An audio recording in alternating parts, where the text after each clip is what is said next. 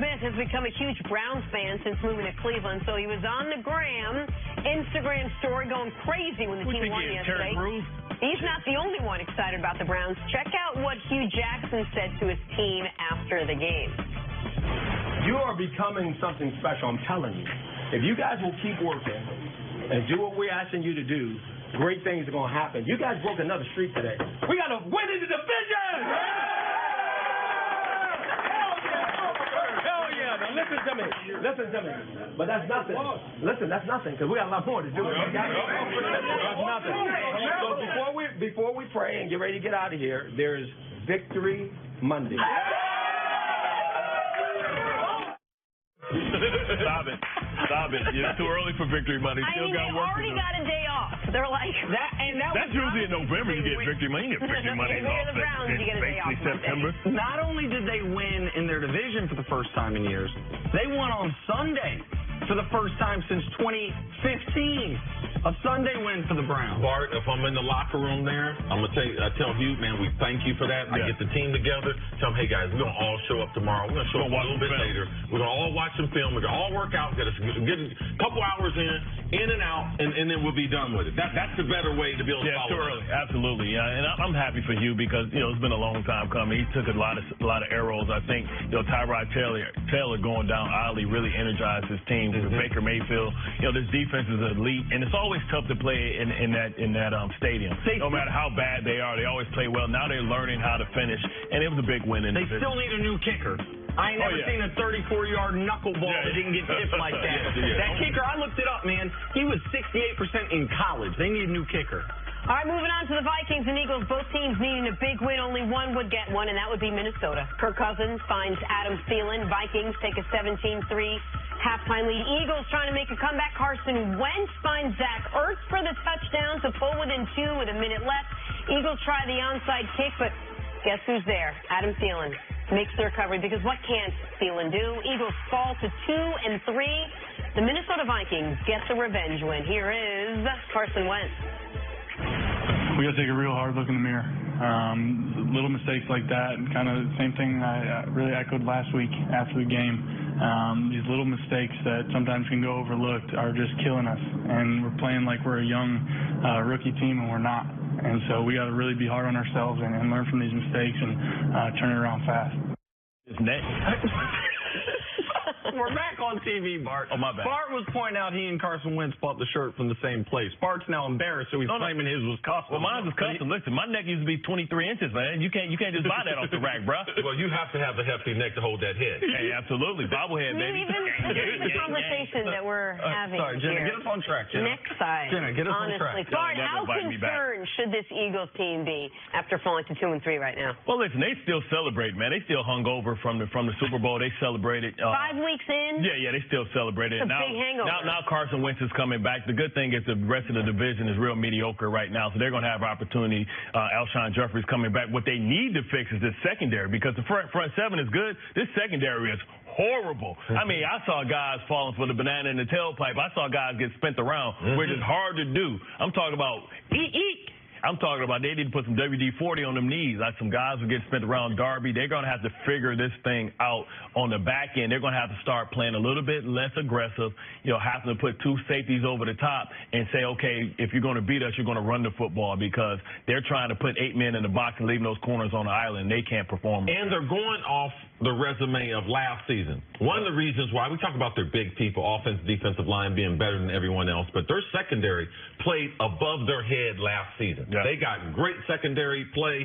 They had Patrick Robinson, their nickelback, went on to New Orleans in free agency. He was one of the best nickelbacks, so they have not been able to shore up when they play nickel and dime coverage. Getting off the field on third down has been a problem for the Eagles. But I just do believe with Carson Wentz, that does help them. You can see that the team moves at a different pace. But their lack of Nelson Aguilar dominating in the slot the way he did last year, and with Wallace being out, they don't have that deep threat to be able to go with Alshon Jeffrey. Because Alshon, on occasion, can slip deep, but he is not the normal deep threat that you need having this type of offense. So I do have concerns about the Eagles. Their secondary, that is concerned, is real. So now the pressure is on Jim Schwartz. How do I match up this year's rush with last year's great coverage. Now what do I do? Do I play more conservative, rely on a 3 or 4 man rush, and commit more people to drop in to help out that back end? Nick? And there seemed to be a few cracks as far as in the unity. Jason Peters, one of the best leaders in the league, Hall of Famer. After the game, he was talking about the offensive line struggles, and he said, "Listen, we got a quarterback coming off an injury who's trying to make a play, so he's holding onto the ball a little bit longer, and we have to block a little bit longer." Like that is, I know you're supposed to keep all that in-house. Big deal. And so Jason Peters has earned, by the way, with 15 years of being a great leader and a great player in this league. I agree with you, Hall of Famer, and one of the potential 3 Hall of Fame left tackles in that same division, actually. But regardless, so now you're seeing a little, even if it's unintentional, finger pointing. Maybe Carson's holding on to the ball longer trying to make plays. What I see is Lane Johnson getting whooped for strip sacks 2 weeks in a row. Yeah. And not a dominant offensive line. And I see a defense that made the Titans offense all of a sudden, oh man, they're clicking. And then the Titans this week went right back to being the Titans offense we've seen the last year and a half, where they struggled to move the football. Last year, there were 7 games they won decisively, where it was not even a question in the fourth quarter. This year, they're 2-3, and those 2 wins, Atlanta's got the ball in the red zone, chance to win. Indy's got the ball in the red zone, chance to win. Even their wins have not been decisive. Well, everybody eventually catches up, and what happens is now they're the Super Bowl champs, so now they're being chased. It's easy to be the underdog, and they relish in that role, but now you have to bring your best every single week, every single play. Everybody's trying to make a name off of you, and now the film's out there, so now they've seen it for the first time. They've seen what has been successful against it. They've seen what you don't do against it. They understand your philosophy, and we hear those comments a lot about Ben Roethlisberger, right? Being able to hold on to the football, buy time with your feet so you can have explosive plays downfield. The hardest thing, especially for a young quarterback, is to take what the defense gives them. Carson Wentz reminds me a little bit of Andrew Luck, as he believes in his arm and believes in his talent, and he's taking more chances than he needs to be. He needs to understand he has a great team around him, and just sometimes, taking less is more sometimes, and not trying to make the explosive play. Great plays and greatness are defined by doing the little things on a consistent basis. Anybody can do the big splash plays. The great ones do the little things. Just look at Brady. He's going to take exactly what the defense gives you, and it's death by 1,000 paper cuts. All right, we talked all week about which of these 2 teams needed this win more. These were 2 teams that were coming in, both trying to get onto some sort of, momentum swing, and it looked like the Vikings were the ones that wanted this more and needed this more. Yeah. Did their win yesterday, was it convincing enough to say, okay, this Vikings team is back on track? I don't think so. I mean, Dalvin Cook, they're still trying to figure out everything with Kirk Cousins. In that division, they're the 3rd best team in that division right now, and they went all in. Because they have some high-priced guys on that team, some high salaries. They have a window of maybe 1 to 2 more years before they have to break this thing up, and some guys, start to decline.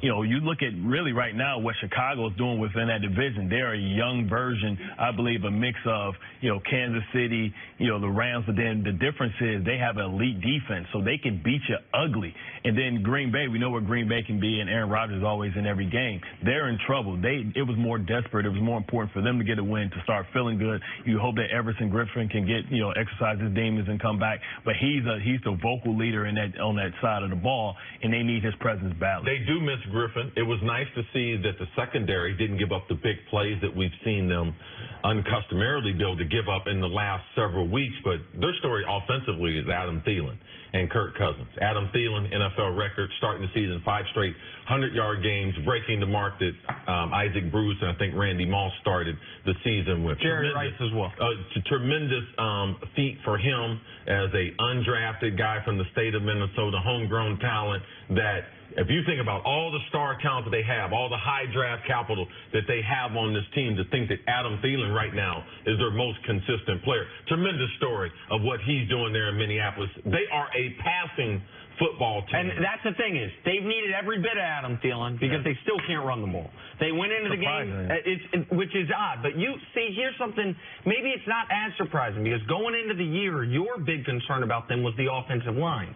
Now, usually when we talk about offensive line woes, we think about what's going on with the Giants, like quarterback doesn't have time. Right. But maybe the offensive line problem has been run blocking right now, because they went into the game running the ball on a fewer percentage of snaps than any team in the league yesterday. 23 carries for just 77 yards. Now, Dalvin Cook didn't play, but he hadn't been very good this this year. I mean, he looked great pre-ACL injury last year. This was an excellent step in the right direction for Minnesota. Bart, thanks. We'll see you again tomorrow morning. Coming up. Oh, y'all inviting me back. Thank you. I mean, we consider gotta that talk. an invitation. We already have the week set. It was in the teleprompter, so that's why I read it. Is there anything Baker Mayfield can't do next on First Things? Of course, the same suit. You only own 2. Always bragging on them. Falling on the budget.